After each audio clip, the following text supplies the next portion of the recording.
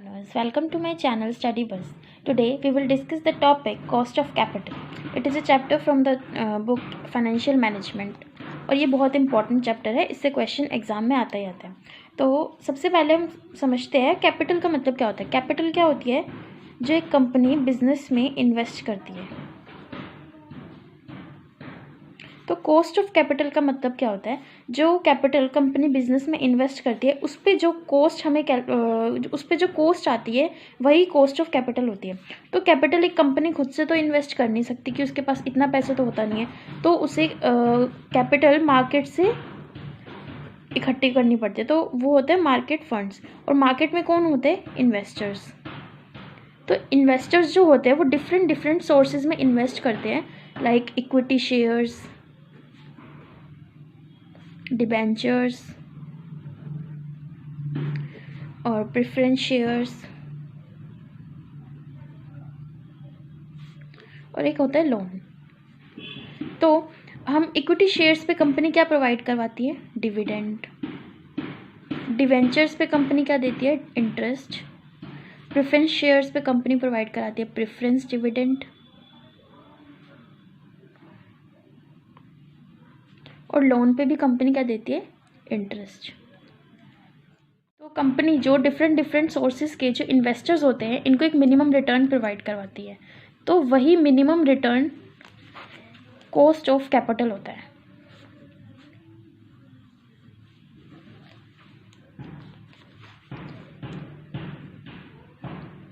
तो basically cost of capital is the minimum return which company provides to the investors of different sources. Cost of capital को हम short में KO भी लिखते हैं। तो अब हम इस चैप्टर में देखेंगे कि हम कॉस्ट ऑफ कैपिटल को कंप्यूट कैसे करते हैं।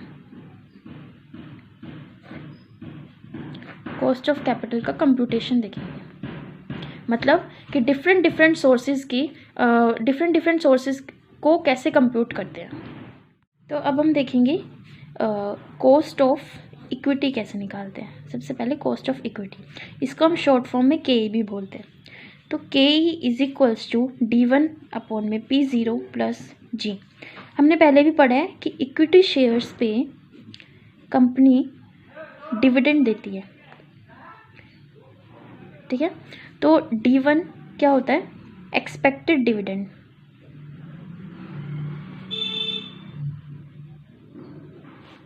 D1 होता है एक्सपेक्टेड डिविडेंड, और डिविडेंड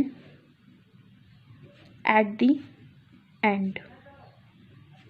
अब D1 को भी निकालने का एक फॉर्मूला है, वो क्या है? D0 bracket 1 plus G। यहाँ पे D0 क्या है?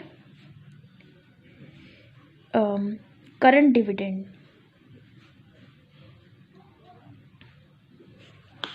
और G क्या होता है? Growth rate. अब ग्रोथ रेट क्या होती है?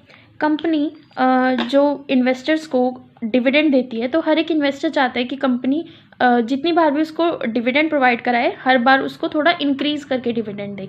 तो कंपनी जिस रेट से ग्रोथ करती है, जिस रेट से कंपनी की ग्रोथ होती है, तो वही ग्रोथ रेट होती है, ठीक है। P0 होता है current market price of the share. हम कॉस्ट ऑफ डेट और कॉस्ट ऑफ लोन निकालने से पहले एक कॉन्सेप्ट समझेंगे, वो है टैक्स बेनिफिट का कॉन्सेप्ट।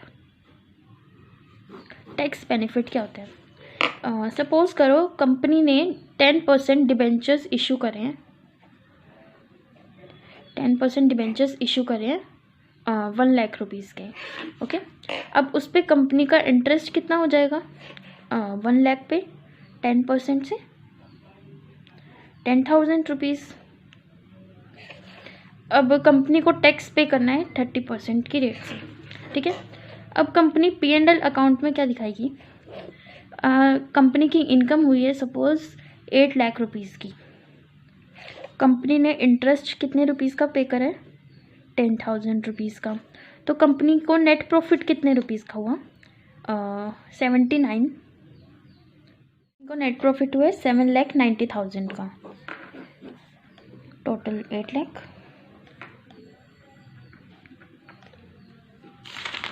अब कंपनी को टैक्स पे करना है। टैक्स कितने परसेंट से? 30% से। तो कंपनी का नेट प्रॉफिट क्या था? 7,90,000। अब 7,90,000 पे कंपनी टैक्स पे करेगी 30% की रेट से।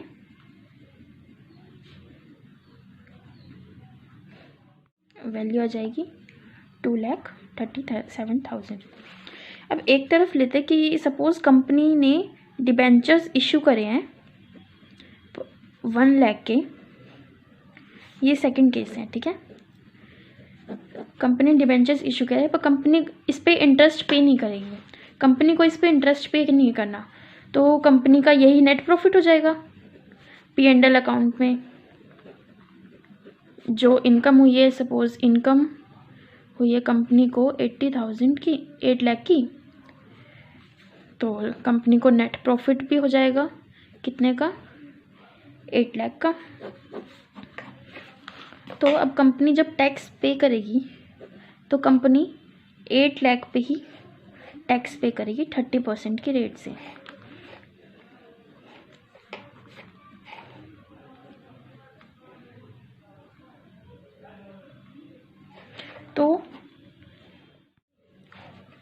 तो यहाँ पे कंपनी ने जब इंटरेस्ट पे करा था तब कंपनी ने टैक्स की अमाउंट इतनी पे करी थी, और कंपनी ने जब इंटरेस्ट पे नहीं करा तब कंपनी ने टैक्स इतनी अमाउंट का पे करा है।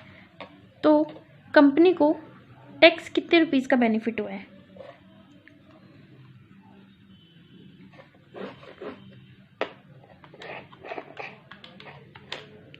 कंपनी ने इंटरेस्ट पे करके 3,000 रुपीज़ का टैक्स बेनिफिट, 3,000 रुपीज़ का कंपनी को टैक्स बेनिफिट हुआ है जब कंपनी ने डिबेंचर पे इंटरेस्ट पे किया है।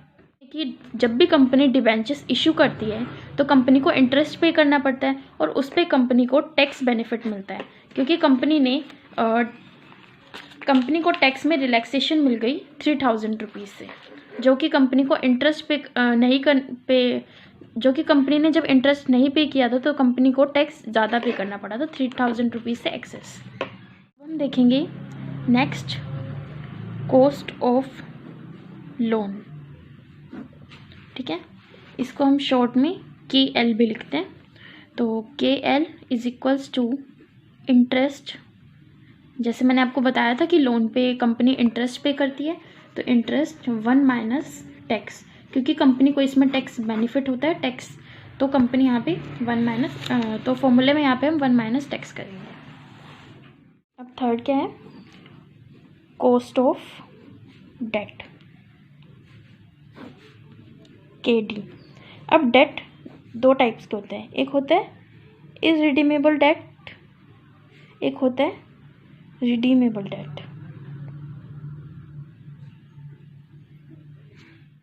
नाउ इररिडीमेबल डेट का फॉर्मूला क्या होता है?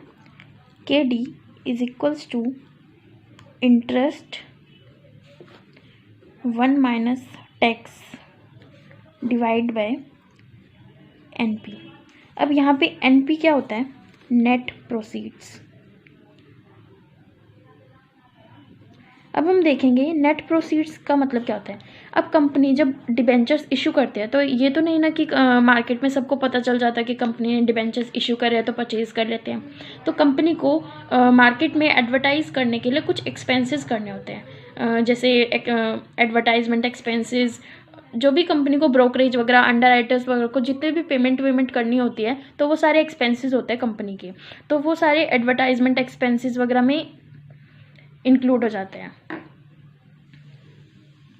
तो नेट प्रोसीड का मतलब होता है कि कंपनी में कितना इनफ्लो हुआ कैश का जब कंपनी ने डिबेंचर्स इशू करे।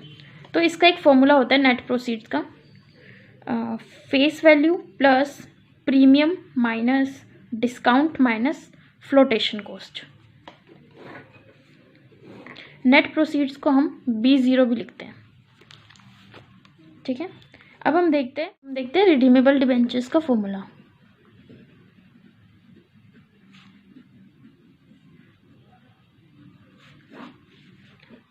KD is equals to interest 1 minus tax, T यहाँ पे टैक्स है, प्लस RV मतलब रिडम्पशन वैल्यू माइनस B0 जो मैंने आपको भी बताया था, B0 मतलब क्या होता है net proceeds, divide by n यहाँ पे नंबर ऑफ ईयर्स, फिर divide by RV plus B0 divide by 2। मैं यहाँ पे लिख देती हूँ, RV का मतलब है रिडम्पशन वैल्यू,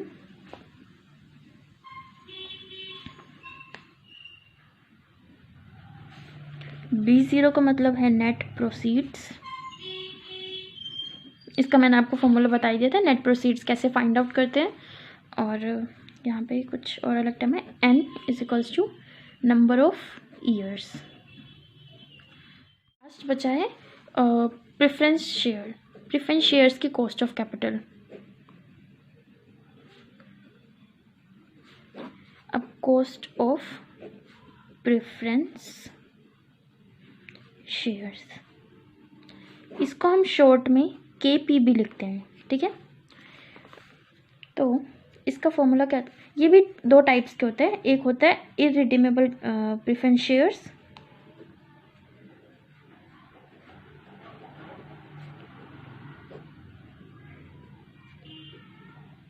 एक होता है रिडीमेबल प्रेफरेंस शेयर्स।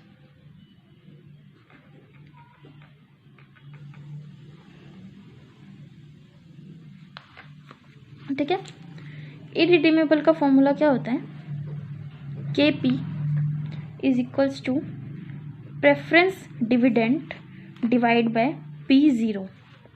रिडीमेबल का फॉर्मूला क्या होता है, KP is equals to preference dividend plus redemption value minus P0 divide by n। Okay, इसको डिवाइड करेंगे, redemption value plus P0 divide by 2। Okay, अब यहाँ पे PT का मतलब क्या है, प्रेफरेंस डिविडेंड, क्योंकि कंपनी प्रेफरेंस शेयर्स पर डिविडेंड पे करती है। P0 का मतलब है current market price of preference shares.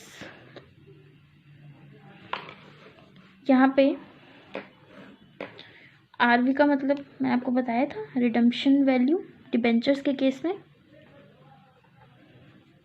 P0 का मतलब करंट मार्केट प्राइस, N का मतलब क्या है नंबर ऑफ ईयर्स।